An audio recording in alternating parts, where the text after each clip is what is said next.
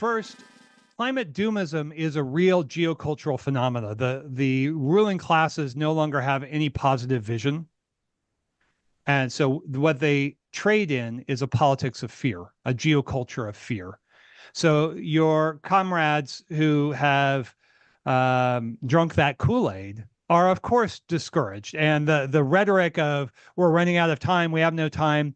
Look, climate change is an extremely serious dynamic with very, very serious implications for capitalism and all life on this planet over the next century, especially.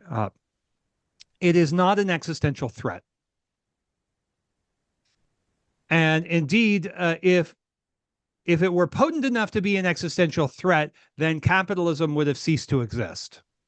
So if the climate crisis is as serious as the doomists think it is, then capitalism would have ceased to exist because it would have so overturned the conditions of capital accumulation that the system could no longer continue. In my view, capitalism is in its zombie phase, and it has to do with climate, but not limited to climate. It's in its zombie phase. It's dead, but deadly. Its inner sources of vitality are gone, but it's moving around, and it sort of looks like the old creature, the old person before he became a zombie, but we know that person is dead. Woo! Oh boy!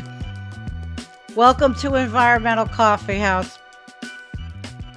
This is going to be an intense night, my friends, comrades.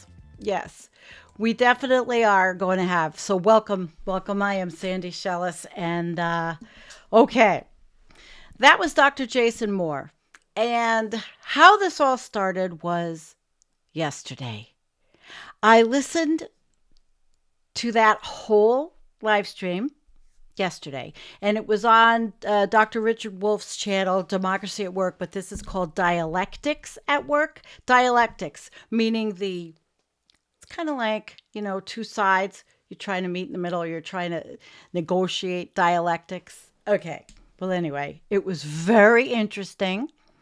And I was extremely compelled to do this. And I started to look at Dr. Moore's work. And we're going to go backwards. We're going to go backwards to when he wrote the first book, which we're going to go look at the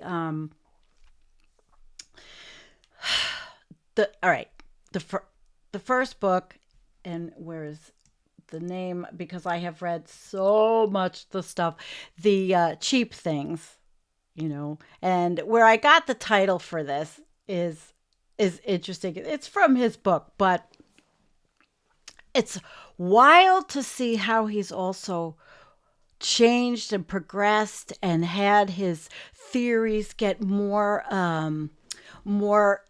in depth over the years, because when he first wrote the book, I think it was right when Donald Trump had become president, or at least when it was published, and before COVID, before the pandemic, before the lockdowns, before everything's gotten so much different, so much worse. So we're going to look at the progression, but we're going to learn, because I am going to have him on as a guest, but I thought the best way to do this was to introduce you to Dr. Moore this way. And it's going to be a show with a lot of clips, and I have some reading, but not a ton of reading, a lot of clips, and we're going to talk about those clips and watch the transformation of his theory, his outlook, to where you saw what he just said about doomers and how capitalism, because everything he looks at, he's a historian, and he is a professor at Binghamton University. He is a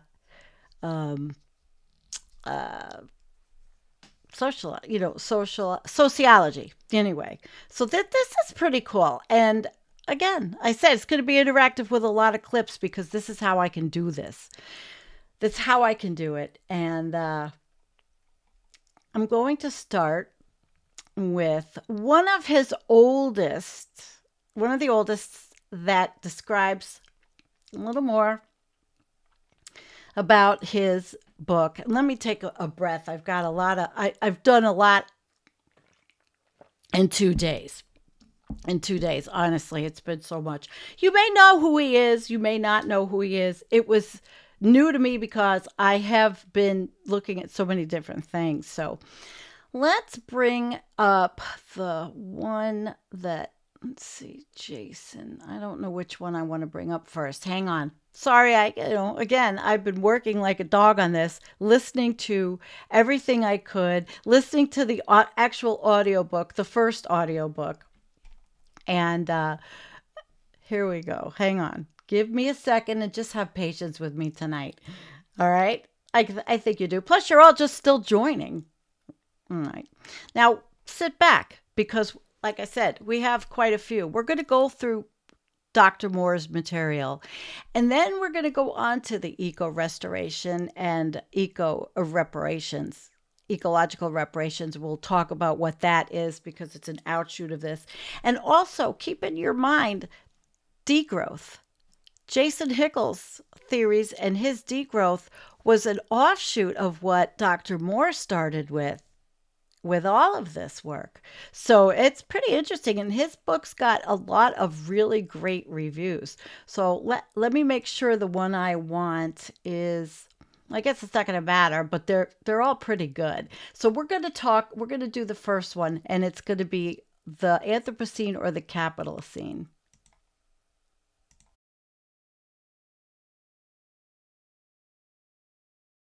You're advancing the concept of now remember, this is years ago, when the Anthropocene as a way of understanding of the new geological epoch that we're in, where man, not men and women, are producing nature and now in the driver's seats. And you're advancing Capitalocene as a concept to in a sense appropriate the concept of Anthropocene for other more political purposes. Also as a way of rehistoricizing actually what the Anthropocene is about. Could you explain your understanding of the Anthropocene and why we should see it as Capitalocene? Well, I think, again, there are two souls of the Anthropocene argument. One is a straightforward geological argument involved in the search for so-called golden spikes and the geological examination of stratigraphic signals. And I think that's one Anthropocene. I think the other Anthropocene, which has gained such popularity, is to recast the history of the modern world as the age of man, Anthropocene. I would say two things immediately. First of all, this is an old capitalist trick to say that the problems of the world are the problems created by everyone, when in fact they are the problems created by capital. That's the first thing I would say. The second thing I would say is that as a result, we should talk about the Capitalocene, that we have a historical era dominated by capital, but it's not shaped by the steam engine. The steam engine has been hugely important. But if we look at the centuries between 1450 and 1750, we see an environment-making revolution unprecedented since the Neolithic Revolution, the dawn of the first cities. And that revolution was marked by an increase in the scale and the scope and the speed of environmental change emanating from an Atlantic-centered capitalism that was unrivaled in human history. That large civilizations before had transformed their environment. We can think of massive infrastructure processes and projects, the Great Wall in China, the pyramids, all of that. But this took place, this revolution in landscape transformation and in environment making between 1450 and 1750 was much faster and transformed not just one region of the world, but one region after another, after another, after another. And that it was in these centuries that we saw not just a new dominance of commodity production and exchange in transforming global environments, but we saw new ways of seeing and knowing nature with a capital N. That is, nature became something out there, outside of society, and included many non-whites, especially, included many women, many people, many humans, perhaps most humans at the time, were excluded from humanity and given over to nature. Why? Because if you could turn nature into a set of objects, you could turn nature into a set of cheap objects. And you could use the cheap labor and food and natural resources and energy of the whole planet to support the project of capital accumulation and industrialization in a broad sense, not in the narrow sense of the steam engine, but to understand that the first step of this radical industrialization of the world, in fact, began with the transformation of global environments into a force of production to create something that we call the modern economy, but which is so much bigger than anything that could be contained within the term economy. Okay, now we are going to learn about Dr. Moore and who he is and why I'm interested. And I'm interested because, well, he's been around for a long time and he's just become on my radar. Just got on my radar yesterday. Was it yesterday when I watched the live stream that it just happened to pop up? And so I thought, you know what? I'm not going to ask to interview him yet. I'm going to introduce you guys if you don't know who he is, because he's quite controversial, but maybe not.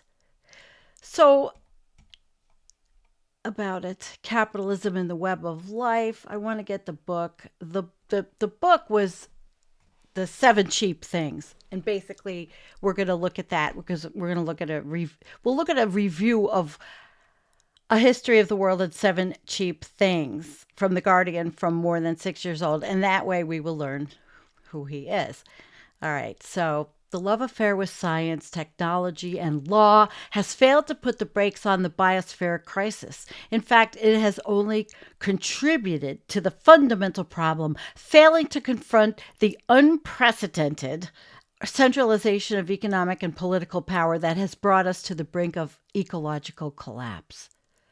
Environmentalism has become a cause for reform-minded thinkers or tinkerers who imagine eco-alternatives and fixes of every kind, save those that would wrest power from the few and democratize the web of life. So you get an idea of who he is. He's a historian. He's written articles called Struggles for Dignity in the Web of Life, Capital Waste, and the Violence of Cheap Nature.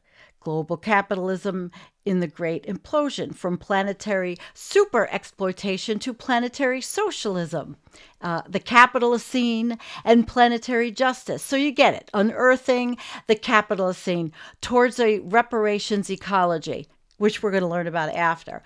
Weighing the injustices of centuries of exploitation can re-sacralize human relations within the web of life, redistributing care, land, and work so that everyone has a chance to contribute to the improvement of their lives and that of the ecology around them, can undo the violence of abstraction that capitalism makes us perform every day.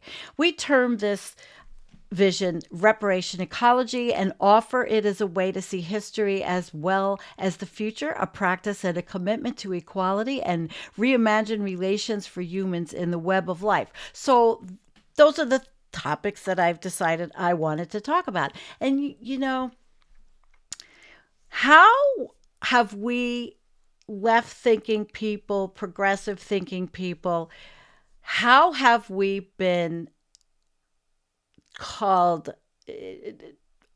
we've been called Marxists for how long now? When really there's very few.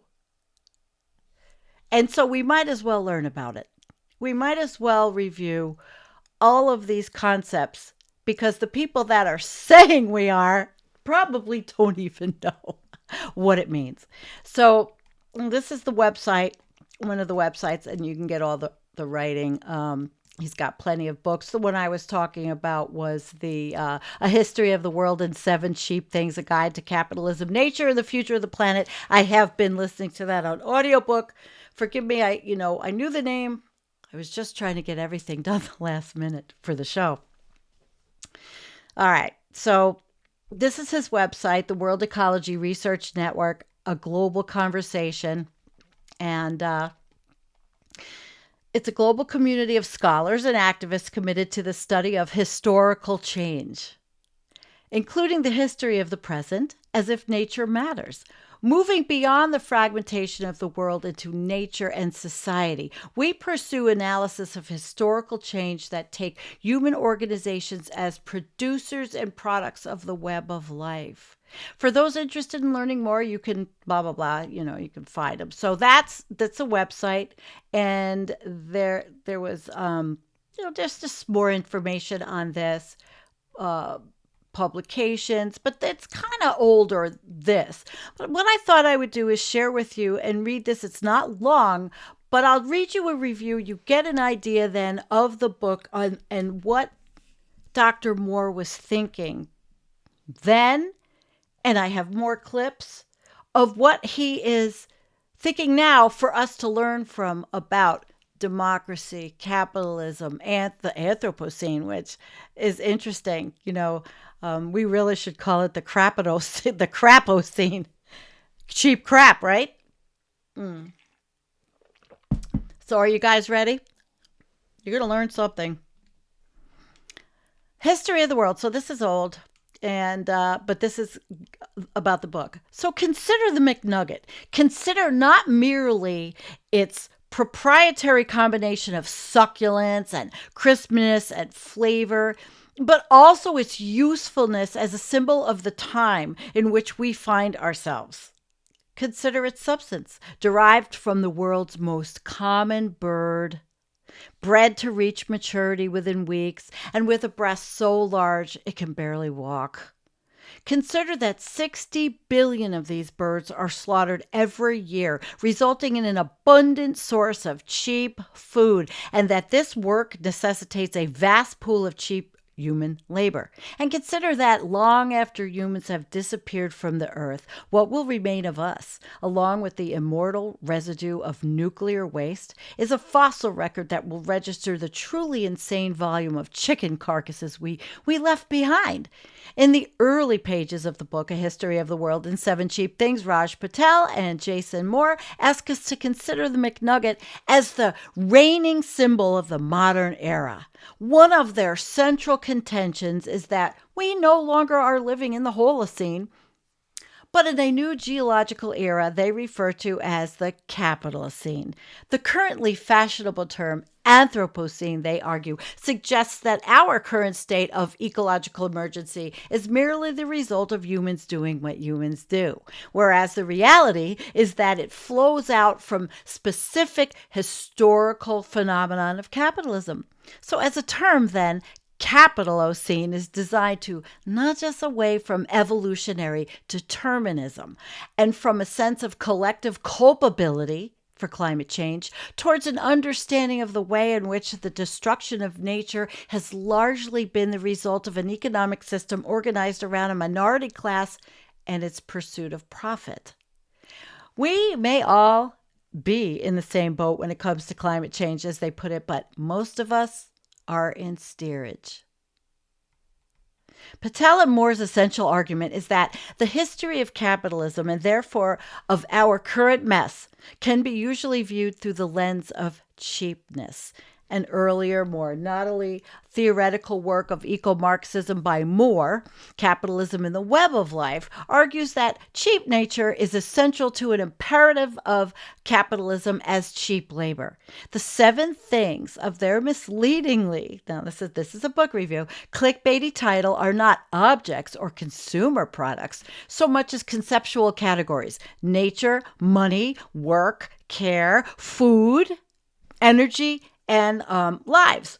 They present these categories as relying on each other for their cheapness. as enmeshed in a kind of ecosystem. In the chapter on cheap money, they demonstrate the process of cheapening through the barbaric silver mining practices of 16th century Spanish colonialists in Peru.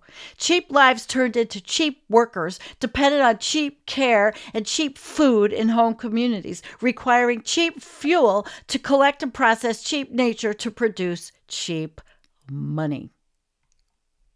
One of the most persuasive aspects of Patel and Moore's argument in this sense is their demonstration of the extent to which capitalism's reliance on cheap labor is itself reliant on what they call cheap care. The domestic work, mostly performed for nothing and mostly by women, that is rarely factored into the cost of labor. Capitalism has created a binary opposition between this care work and real work it makes possible. Writing a history of work without care work, they write, would be like writing an ecology of fish without mentioning the water. It'd be possible in a limited fashion, but once you'd realize the omission, hard to continue. The book itself is not much over 200 pages, followed by a further 100 or so of notes and references, a high proportion of which can be taken to illustrate Patel and Moore's extreme scholarly hyperactivity. They date the Capitalocene's year zero, not to the dawn of the Industrial Revolution or to the dropping of the first atomic bomb in Hiroshima, but to the beginning of European colonial expansion into the Americas in the 16th century. This is the crucial historical juncture, not just because it pushed out the frontier. One of the book's central contentions is that capitalism lives by the often bloody expansion of frontiers, but because it provided a testing ground for new European ideas about the division between nature and society. Enlightenment thinkers such as Descartes and Bacon, they argue, legitimized colonial violence through this conceptual division, which led to the relegation of indigenous peoples to the category of nature. In the book's exploration of how capitalism secured the cheapness of a particular thing, each chapter begins with some or other aspect of this colonial original sin. All but one, in fact, begin with Columbus, with whom the authors intend to stand in all his viciousness and greed. For capitalism itself, which they argue is historically inseparable from colonialism. Capitalism's frontiers are the encounter zones between capital and all kinds of nature, humans included. They are always, then, about reducing the costs of doing business. Capitalism not only has frontiers, it exists only through frontiers. It's not something the book goes into, but while reading it, I found myself thinking about how the notion of colonizing Mars, as advanced by entrepreneurs such as Elon Musk and Jeff Bezos, represents the most extreme operation of this logic in our time. Capitalism is running out of frontiers, and the legacy of its monomaniacal pursuit of cheap resources is a devastated planet that may soon be unlivable for vast numbers of its inhabitants. Mars exists as the possibility of a new frontier, a means of keeping capitalism alive after its current host organism, Earth, has been drained of the ability to support life. If Patel and Moore don't quite make it to Mars, their book still covers an awful lot of ground. They move rapidly between economic analysis, history, and political polemic, all in service of the premise that all the cheapness has, in fact, been catastrophically expensive. Their movement is not always fluid or seamless. The authors have a tendency to end their chapters with inelegant mechanisms of transition. The chapter on cheap care, for instance, concludes with the assertion that it is too cheap food that we now turn to cheap food. The chapter on cheap food ends with, it is to cheap energy that we now turn, and so on. You can almost hear the click and the whir of an old-style projector as the next slide turns over, but occasional clunkiness is only a minor issue. The overall impression is one of sweeping erudition and an impressive ability to synthesize disparate elements. The book ends with a brief but hopeful conclusion, introducing the idea that the authors refer to as a reparation ecology. The concept is delineated only hastily and hazily, though it involves a broad redistribution of natural and cultural resources and a proper valuation of all the things capitalism has cheapened over the centuries. There's no real attempt to work through how this might be achieved. It's offered as less as a program than as a provocation to imagine a future outside of capitalism's violent imperatives. It's an invitation, as they put it, to dream seditiously, which there you go. So that is the first book, but there's many. There are many. And this was another one. It was basically a quick, nature, money, work, food, care, energy, and the lives. These are the 7 things that have made our world and will shape its future. Now, that's 2017. So where are we now? And here's another one. This is John Bellamy Foster, Brett Clark, and Richard York. This is The Ecological Rift, Capitalism's War on the Earth. So you get where I'm going with this. You get where I'm going. We've talked about this before, but never quite like this. And when I have Dr. Moore as a guest, I think it's going to be quite interesting now that we have the baseline, at least for this channel. There are many, many interviews with him on the internet. I watched many over the last day and a half and listened to the book. I mean, it's been immersion for me. So this book, these guys, they offer a radical assessment of both the problem and the solution. They argue that the source of our ecological crisis lies in the paradox of wealth in a capitalist society which expands individual riches at the expense of public wealth, including the wealth of nature. In the process, a huge ecological rift is driven between human beings and nature, undermining the conditions of sustainable existence, a rift in the metabolic relation between humanity and nature that is irreparable within capitalist society, since integral to its very laws of motion. And what's really interesting when you look at this is that if you've listened politically to what's going on now, and especially particularly tech bro J.D. Vance and his assault on institutions of higher education, this is a lot of what he's talking about.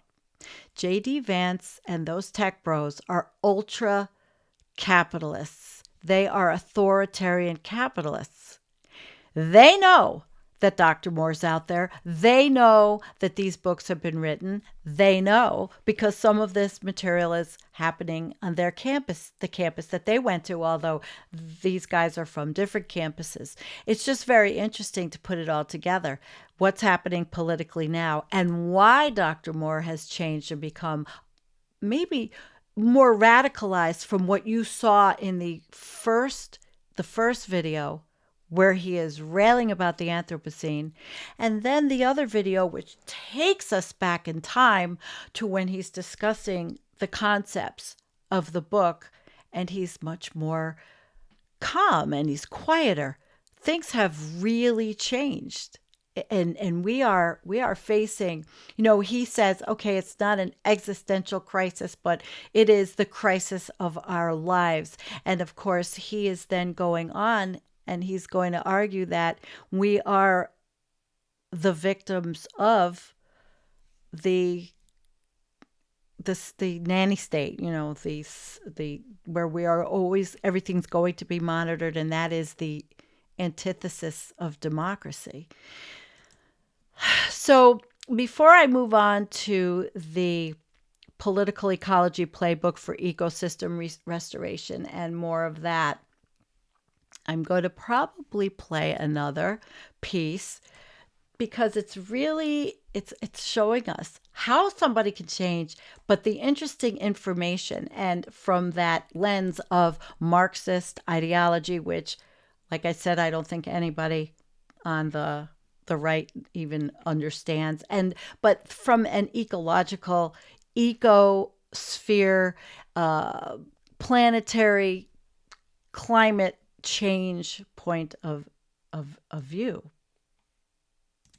right? That's really what's happening here. But it's also watching this particular individual's metamorphosis. Yeah. The base. Yeah, right?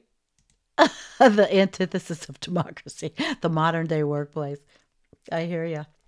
All right. So I've got to pick the next one. Did I play? Okay. Hang on. Embrace the anthropocene. All right. I started with his commentary on why he said doomers. Why doomers are, well, because we are doomers because the oligarchs have run out of things to destroy. I mean, they're already destroying the planet. All right, hang on. Here we go. Belt it in. To embrace the Anthropocene is to embrace a particular politics of planetary management in the interests of the 0.1% that seeks to resolve the climate crisis on the backs and bellies of the bottom 85% of the world. And if they had their way, the outcome would be something like an Orwellian dystopia for the bottom 85% and a Huxleyan scientific dictatorship that's relatively comfortable for the top 10 odd percent of the world. And that's obviously unstable and faces all sorts of real world contradictions. Nevertheless, look at the whole Anthropocene industrial complex and the key, its vocabulary of planetary stewardship. Remember, you may not agree, but it's interesting as hell. Rights of nature. Well, who's going to administer the rights of nature? We know damn well who's going to administer the rights of nature. It's not turn it over to the working classes of the world to do that. No, we can't have that. So I think part of what a dialectical imagination, that's a dialectical materialist imagination does, is it requires us to ask about the social basis and the social relations of dominant academic ideas and to break with this petty bourgeois professional managerial class illusion that these ideas somehow just come along and then professors and graduate students just gravitate towards them. No, I mean, what we're seeing with the Anthropocene is a textbook example of the cultural Cold War coming home. I want you guys to take notes for when he comes, because you have homework, and I'm going to have him on as a guest. He's already said he would be, but it's fascinating stuff. Whether you agree or not, it's compelling.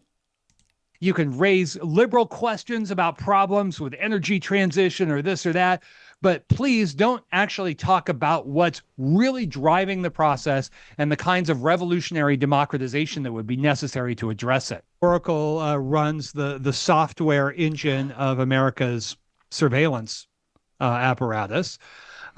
And all of that is being deployed to address the environmental crisis, and it will increasingly be used and justified and deployed under the name of climate emergency. So all of the AI is not about saving capitalism, but elaborated, in my view, towards the creation of a techno-dystopian surveillance state that will be combined with boots on the ground at various points, as it always has been, but to engineer a post-capitalist transition where you have a handful of corporations that run the state in the way that they want with, they hope, the allegiance of, say, the top 10% of the population, and everyone else is subject to a kind of Orwellian discipline.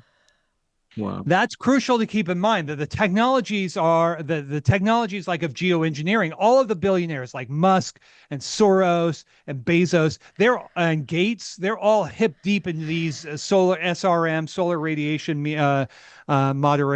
solar radiation moderation management, something to that effect, SRM. Yes. Projects. They're all involved in that. And that only works to the degree that you can also surveil all of planetary space. So for those who are curious, if you want a sense of the practical face of this, go to the Environmental Defense Fund's website, at least of a few months ago. And their big project is a satellite that will monitor, I'm not sure what it is, carbon and methane in the world. So that's one moment That's the Aldous Huxley moment of it, of scientific dictatorship. And then go and Google something called Earth League International, and you will be absolutely horrified. They brand themselves as ex-intelligence agents, military officials who essentially go around the world and run these paramilitary operations to police sustainability.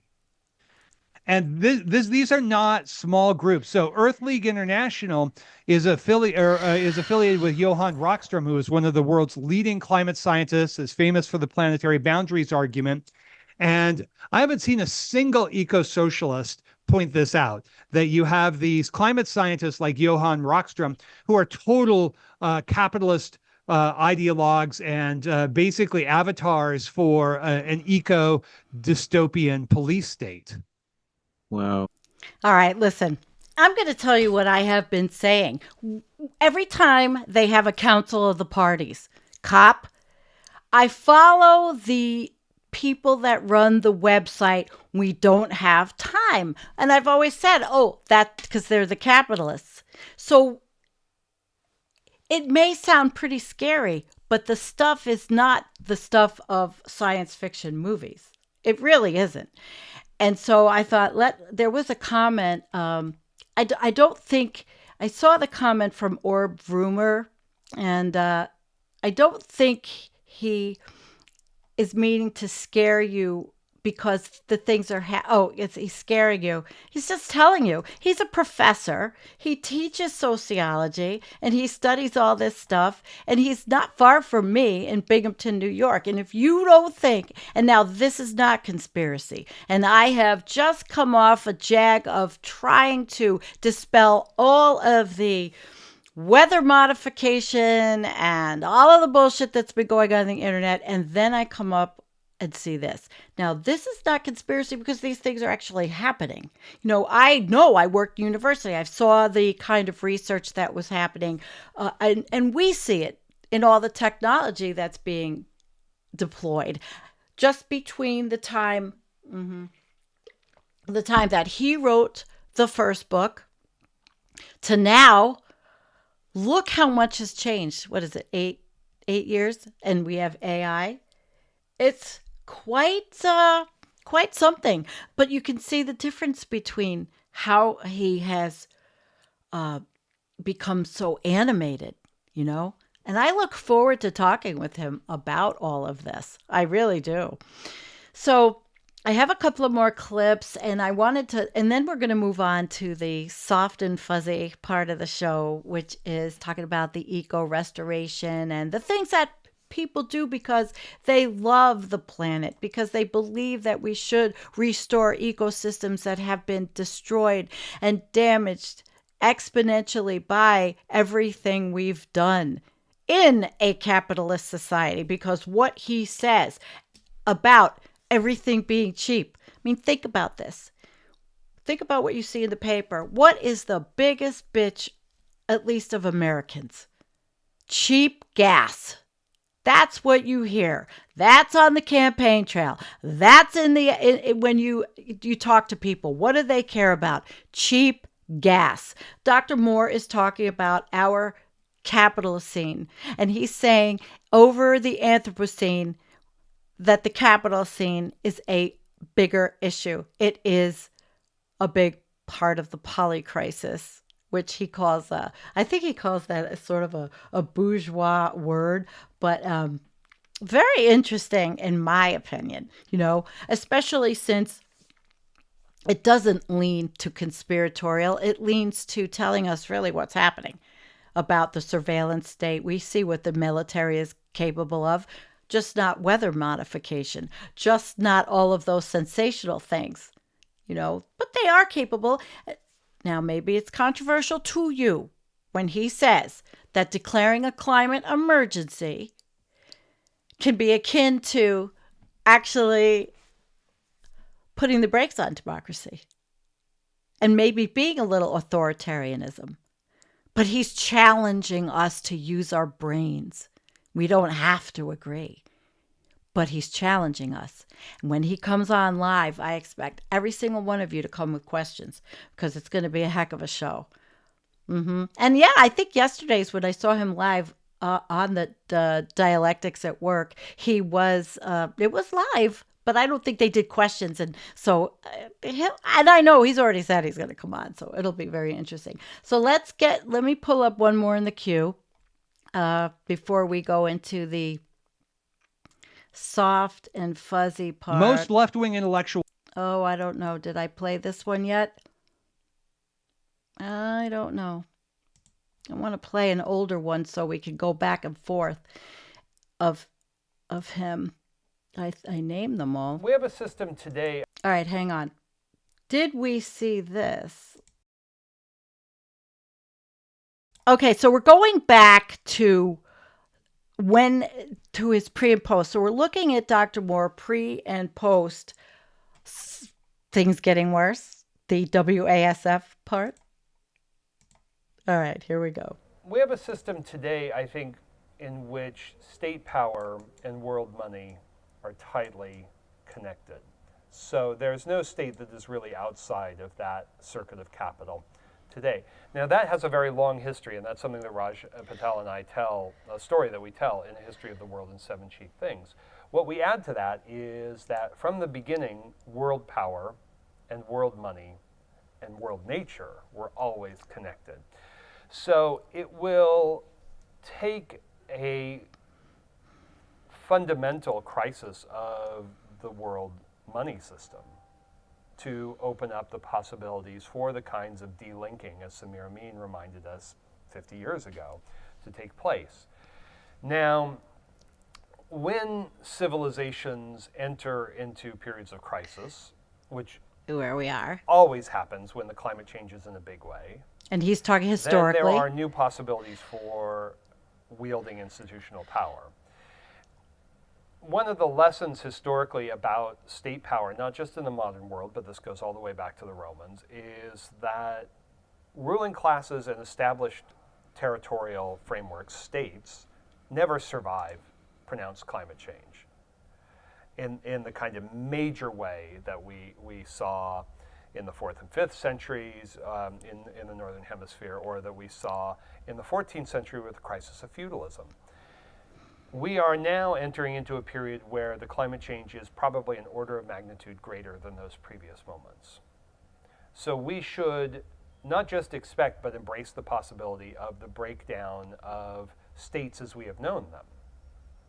And I think that we have to look seriously at history to understand when big institutional power is necessary and when it is not. And that the whole fate of the world in some ways turns on that in an era in which climate really is changing everything. Popular Anthropocene is a bourgeois grift. That is a con job. It's an ideological con job that is rooted in the deep history of imperialism and the civilizing project, which Then and now. is, as I've pointed out, especially against what I see as essentially neoliberalism for polite company, the work of Walter Magnolo and company, who want to dissolve and erase the question of class from that of empire. And the result is that we have an ultimately very, very narrow and reductionist view of settler colonialism that forgets, well, what does it forget? It forgets that imperialism and colonialism are how the imperial bourgeoisies prefer to wage the class struggle. That's how they prefer to conduct primitive accumulation. That's how they prefer to carry out the civilizing project, so that they can secure and appropriate the unpaid work of women, nature, and colonies in class terms.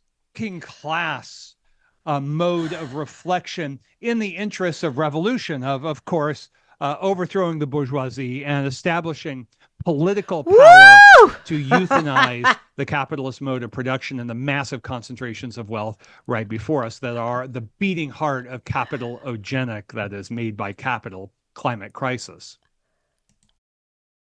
How many people, young people, are saying that, right? Holy shit. It's pretty heavy stuff, I would say.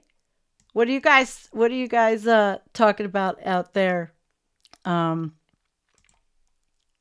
We'll take a few questions before I go to soft and fuzzy. All right, he's correct. States will become more oppressive as climate change worsens, and they will side with capitalists.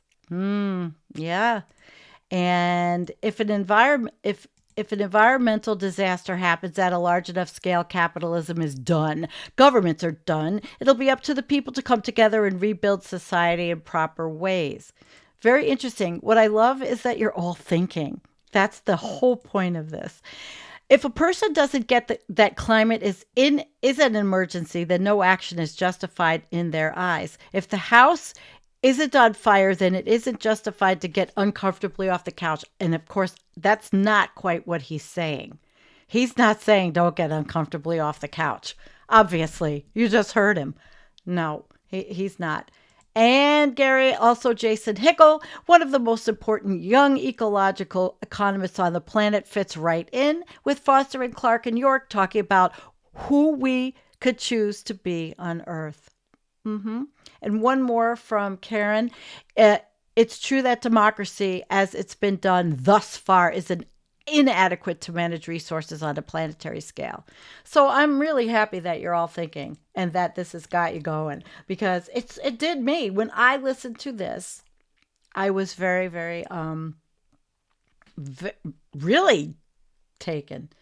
So Gary says, also Jason Moore's co-author co-wrote Inflamed Deep Medicine and the Anatomy of Injustice with Rupa Maria. Modernity collapses now. A new world wants to be born. It will be, with or without us. See, he might say, sounds doomy to me.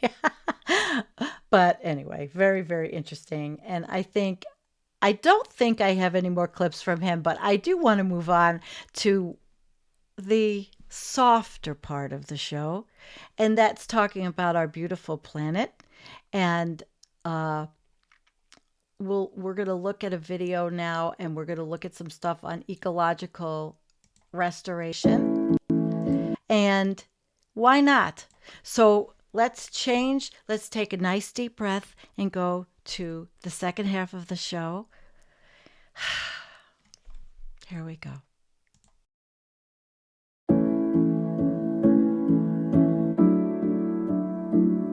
Ecological restoration is a process of assisting the recovery of ecosystems that have been damaged, degraded, or destroyed. Prairies, wetlands, forests, savannas, these days are utterly dependent on people. Under modern conditions, they die out. In Illinois, less than 1/100th of 1% of the original prairie is left. We have small remnant prairie parcels that become smaller and smaller as more development occurs. Additionally, these small remnants are infested with invasive species that outcompete native species and are changing the way that these ecosystems function, and our species diversity diminishes. If these places disappear, if they're developed, if they're sold, on a very basic level, you see localized extinctions of rare plants and animals, which is a tragedy in and of itself. Another really important thing to consider is the impact on people. These plants, the trees that we have out there, are helping to clean the air that we breathe. And a lot of the stormwater that falls within Cook County crosses the Forest Preserve District property at one time or another. A healthy ecosystem is going to be able to absorb and manage more stormwater than one that is not. That's a huge benefit to neighborhoods not flooding. Ecological restoration is a process that starts from large-scale removal of invasive species, and then it's collecting native seeds, spreading native seeds, protecting species that are vulnerable. It's all the beautiful stuff. 365 days a year, you can find us doing ecological restoration here at the Morton Arboretum. In some of these woodlands that have a history of agriculture, it's a disrupted environment that we're looking to restore to what it needs to be to function in the long term. And all of these things are what should be done. These are the things that we have some control over. Fixing, repairing, bringing back, rewilding, which is the word. I mean, I like this. Of course, I think we all do. For example, oaks. They need a little bit more wide spacing to populate and bring on the next generation of oak trees. So we're going to be thinning here to provide that kind of spacing. Ecological restoration is happening all around the world, but not just in big wilderness areas. Ecological restoration is happening in our own neighborhoods and in our own communities. You've done this before, right? So just take a little bit of seed and just scatter it over here. This is an area that has invasive reed canary grass that was killed earlier this year. We herbicided it, and so in its place we are sowing 15 different species of native wetland plants. My personal site where I'm the volunteer steward is called Sown Prairie Grove. I've been working on it for 40 years, and there are now 490 plants, more than twice as many plant species as there were originally. I love Some this. came from seeds where those plants don't exist anymore. That plant would be gone from the planet, but there it is in our little 90 acres at Sown Prairie Grove. We caught something only just in time before many of the last of these species were gone, but the work is very far from done. Restoring these natural areas is critical, and when people become involved with managing the landscape, invasive species can be controlled, native species can be reintroduced, and ecosystems can be restored. Nature needs you. Come, help out. I think you'll be glad you did. Glad you did. You'll be glad you did. Now let's take a look at a couple of things. That was the feel-good part of the show, because these are the things people are going to do. They're not revolutionary. They are just beautiful, helping, and this is the part of humanity that's good. The Political Ecology Playbook for Ecosystem Restoration, and this is in Science Direct. I will put this in, and I just want to go down really quickly because it's very long, I'm not reading it. Lessons from Political Ecology. And so this is important stuff for you to read, I think, to prepare yourself to understand what's happening. Political Ecology Playbook for Ecosystem Restoration. This defines ecosystem restoration as moving towards a regenerative and equitable system that integrates social and ecological functions, creating the enabling conditions for a thriving, abundant future, not only for society, but for all life, for whatever's left. These are the things that should be done. And always local knowledge and practices, ensure participation of the most impacted groups, ensure social environmental equity and justice, align restoration practices with local needs and aspiration, align state policies to support restoration, empower representative local decision-making authority, promote regenerative interventions, prioritize social and economical benefits over financial returns. That is a huge one. Ensure fair funding, acknowledging ecological debts. Collaborative across country borders. And so you guys go and read this one because it's really good. It'll be in the show notes. And okay, and this, I already read that. All right, so here is what is ecological restoration. So it's just a couple of pictures that show you before and after these restorations and how this was in India. I mean, how can you not like this? These communities are damaged, degraded, or destroyed by human activity. And so there's a whole, there's an industry. Are you looking? I did the show with Dr. Montano on disaster management. How about ecological restoration? Looking for meaning in your life if you're young, for something to do that's meaningful in life, that's going to bring some reward. That's it. And then there is ecological reparation. And this is a book, and repair, remediation, and resurgence in social and environmental conflict. And I do have a little bit, because I told you this was interactive with videos, and that's how I'm telling the story. And let me set this one up. Hang on.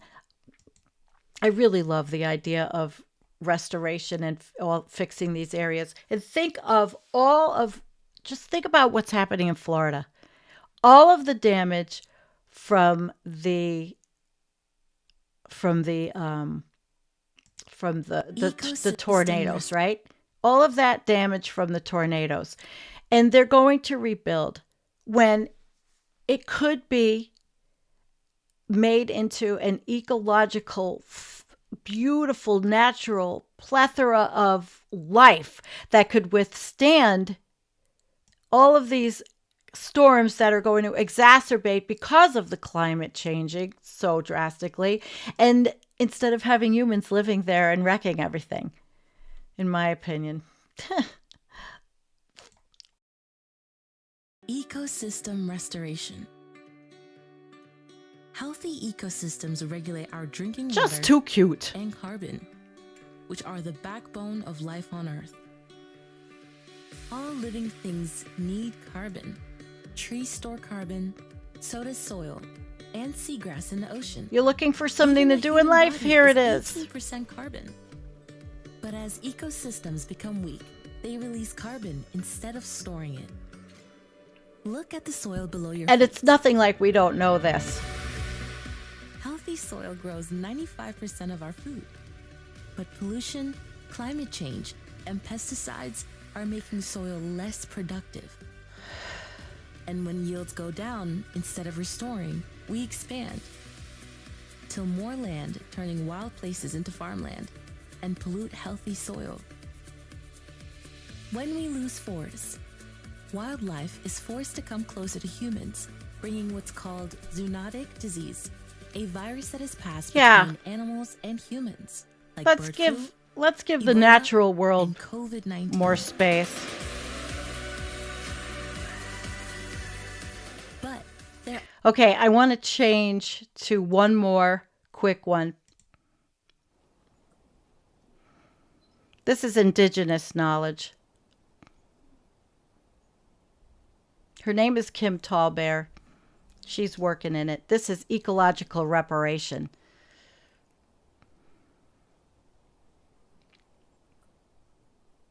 Indigenous people can't come in and save everybody. You know, they can't save the world because we can't just simply undo and go back to zero. I mean, as everybody knows, all the damage that's been done by colonialism, by the severe disruption of food systems, of ecosystems, right?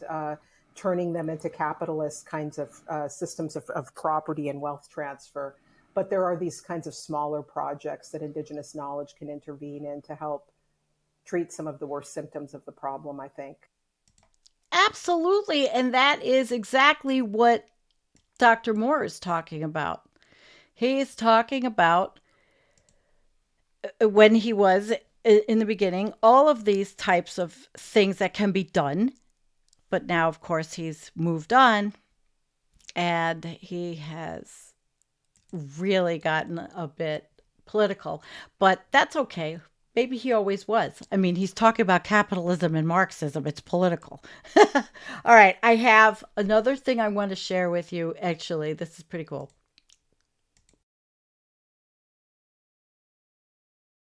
This is it's a Patreon. It's called a Prolocult, and they create Marxist films and writing, and it's on their Patreon. They have some amazing stuff that you can go to. I just joined their Patreon. It's $1, I think $1 a month. I don't know. It was like nothing. And I'm going to play something from them that they gave me permission to play. They talk about everything. I mean, let me see if it's about, so we can see about. All right. They are a Marxist film writing and cultural platform based in England. The purpose of the project is to provide high-quality film content looking at the world's politics, culture, and economics. So they gave me permission to play something for you that is another really super interesting piece. And then I think we are pretty much done besides doing some questions. So hang on and I'll get this one because I think this one will kind of bring it home. But it's what is the metabolic rift? And this is also Dr. Moore. And this is later on. This is like last year. So this is another rung on the journey he took. Where metabolic rift theory sees a primary antagonism between society and nature, I argue for a labor theory of metabolism. This is a long this one. This flows from Marx and Engels' philosophical but it's very insistence on what we might call a labor theory of life. Engels offered its best soundbite: labor created man. The labor theory of life is specifically dialectical and materialist. It insists that the primary antagonism of class society is the class struggle in the web of life. Classes, and above all the labor process, are not outside the web of life, but internal to it. Labor and classes not only produce environmental history, they are products of it. As Marx says in the Grundrisse, labor is a specifically harnessed natural force. This does not endow labor or nature with supernatural powers, as Marx warned in the critique of the Gotha program. A labor theory of metabolism does not mean that modes of production determine solar irradiance or volcanic eruptions. A labor theory of metabolism does allow historical materialists to explain how such geophysical events and forces have influenced the climate history of class societies. In this perspective, labor is not a property of humanity, but a relationship defined by the interpenetration of opposites. Labor is the mixing of human work through the web of life. Labor creates man. World ecology therefore argues against both labor and nature monisms and labor and nature dualisms. As Marx puts it, a being or relational entity that does not have its essence outside itself is not a being or a relational entity. The mixing of human and extrahuman natures with consciousness, class, and material life is at the heart of Marx and Engels' communist vision. Consciousness itself is a material force, Marx and Engels tell us, and communist consciousness forms the basis for new forms of cooperation as material forces. Thus, the centrality of the critique of ideology and what Lenin famously called the theoretical struggle. World ecology argues that historical materialism is, above all, historical. This includes the present as a world historical moment.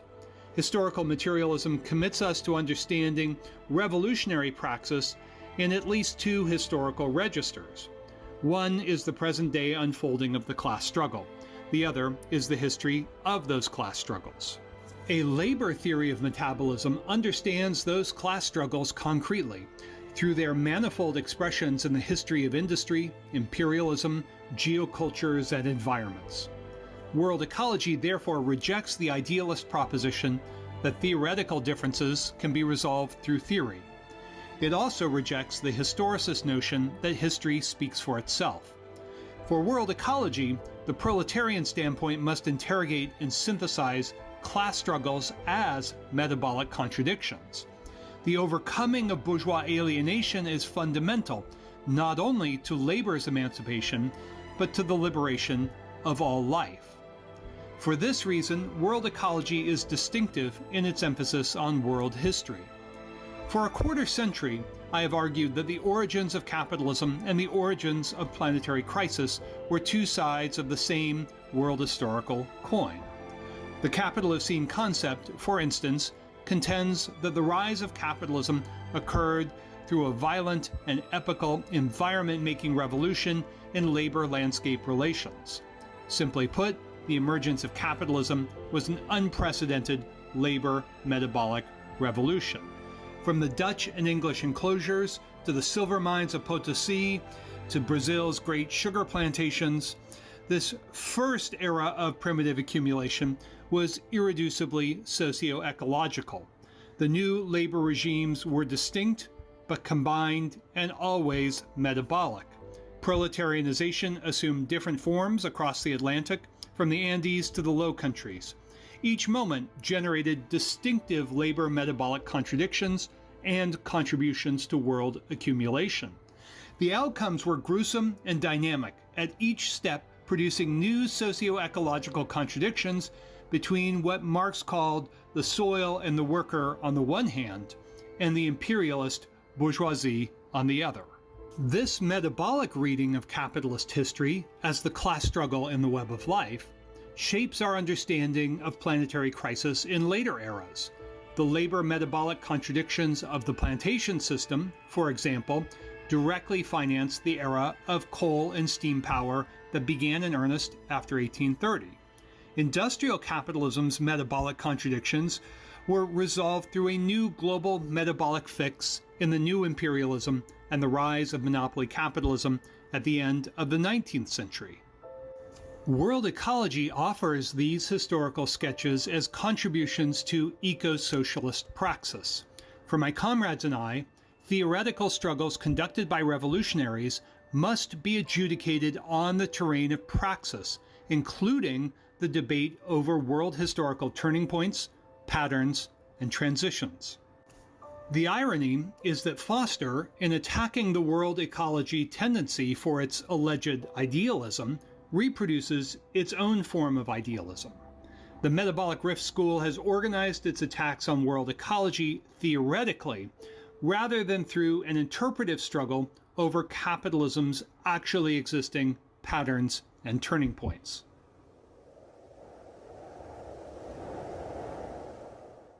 They were really nice enough to let me. I clipped it and I put the words in to explain that.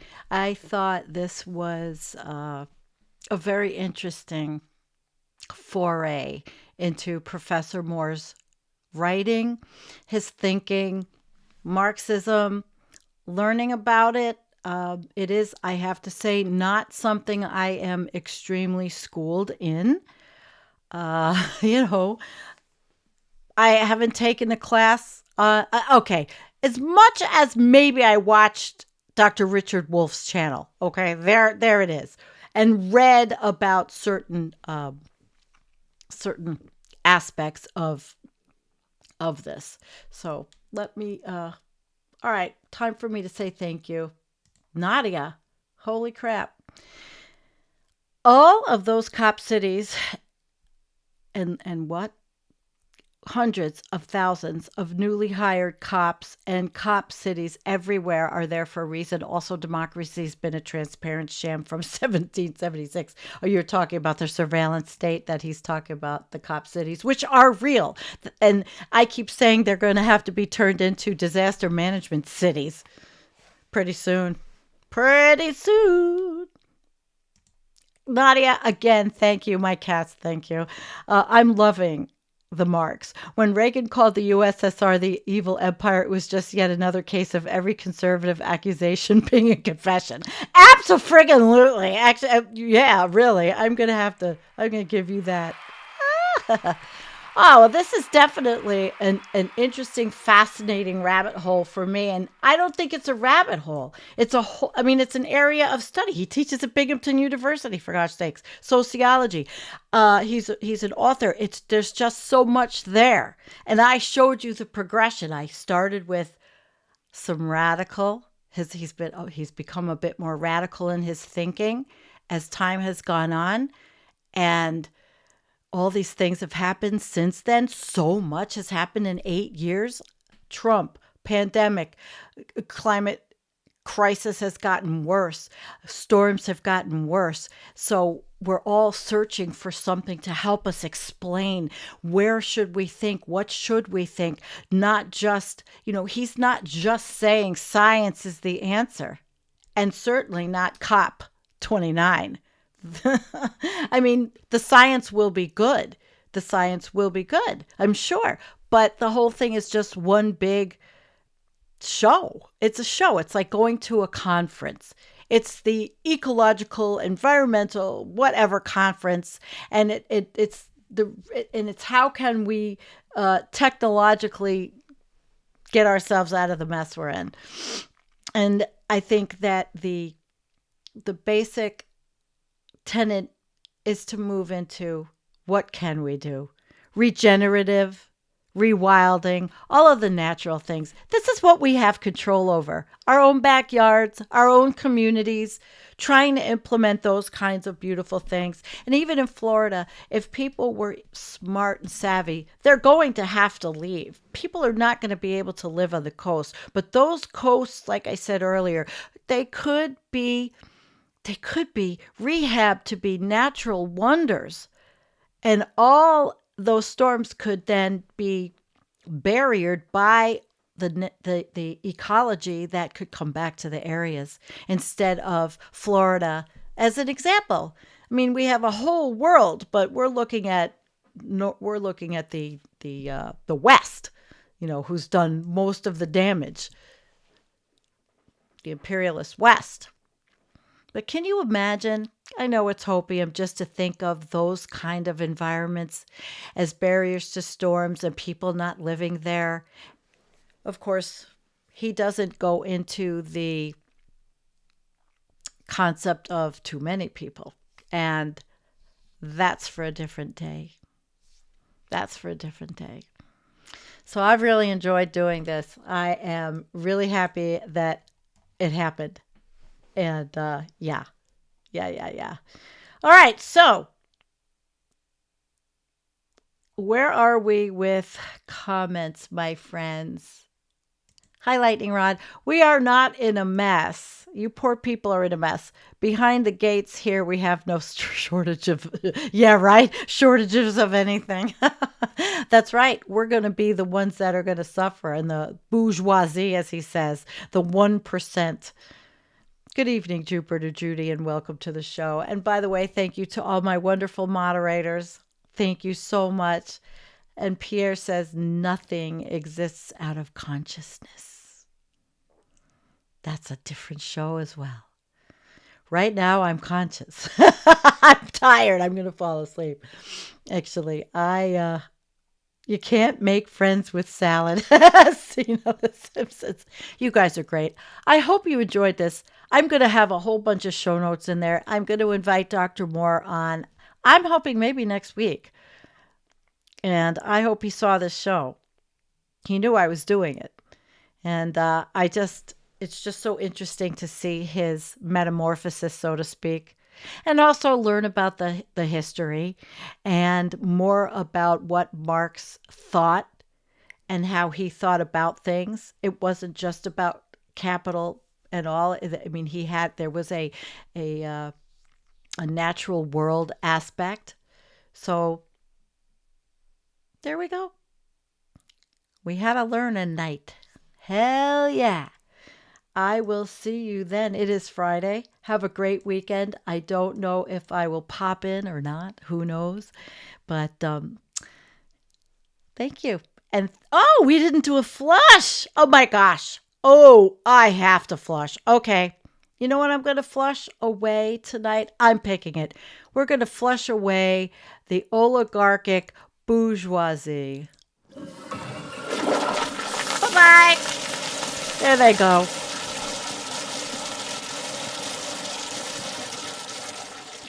Okay. I need a secretary, but I'll write to him. Wouldn't that be incredible? Yeah. Okay. I flushed the bourgeoisie right down the toilet. I love you guys. Thank you. And I'll probably see you just hang on. Tuesday. It's Kim, Jean, Looney Tunes. As always, you guys are the best. Thank you for the super chats. Guys, I want to thank you for the Buy Me a Coffees and being members. Be a member, subscribe, do all that YouTube shit.